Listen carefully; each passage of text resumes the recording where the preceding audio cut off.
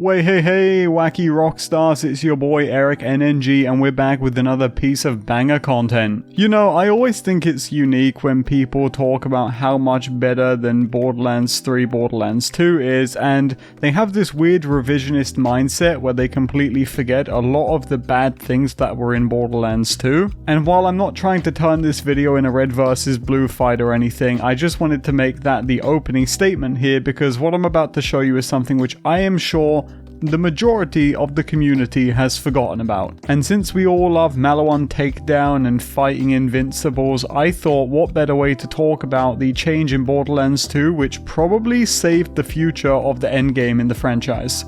Okay, maybe that's a little too steep, I'm not exactly sure. If it did or not, let me know what you guys think in the comment section down below, but today we're talking about the raid boss Lockout. So for those of you who are unaware, when Borderlands 2 first released and they introduced raid bosses, I'm talking like Hyperius, Master G, I don't believe it was for Terramorphous, I think it was only for like the DLC Invincibles. You could go in there and fight them, which was all well and good, and everybody loved fighting these bosses, of course they didn't, who would not?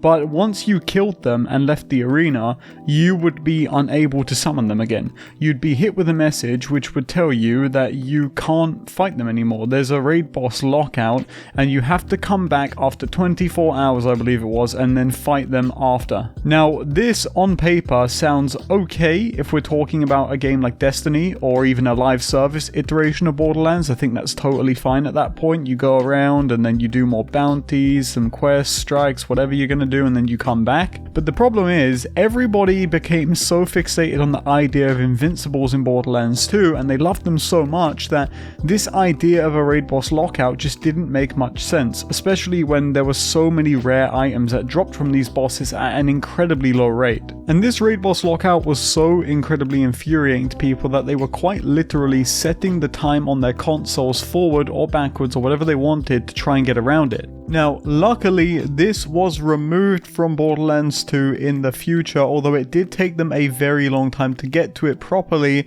And yeah, this was something which I gotta say I think saved the game's endgame. There were theories that existed out there saying that the reason the Lockout existed in the first place was because of the power of the B conference call glitch, but I don't know if that's entirely true. I think this really was just a design choice which didn't hit the mark, and I think that goes to show a lot about where we are at with the Borderlands franchise today. A lot of people criticize Gearbox for being out of touch now compared to where they were, because they add features to the newer games which no one wants. But who wanted this feature? Even for a game as legendary as Borderlands 2, there are still things like this which almost put a halting stop to its momentum. You can still find posts on Reddit to this day where people are saying that they're going to stop playing the game if it continues, and people who say they did stop playing the game while this was a thing. But let me know what you guys think in the comment section down below. Would you have stopped playing BL2 if this became a permanent feature? And with that being said, take it easy.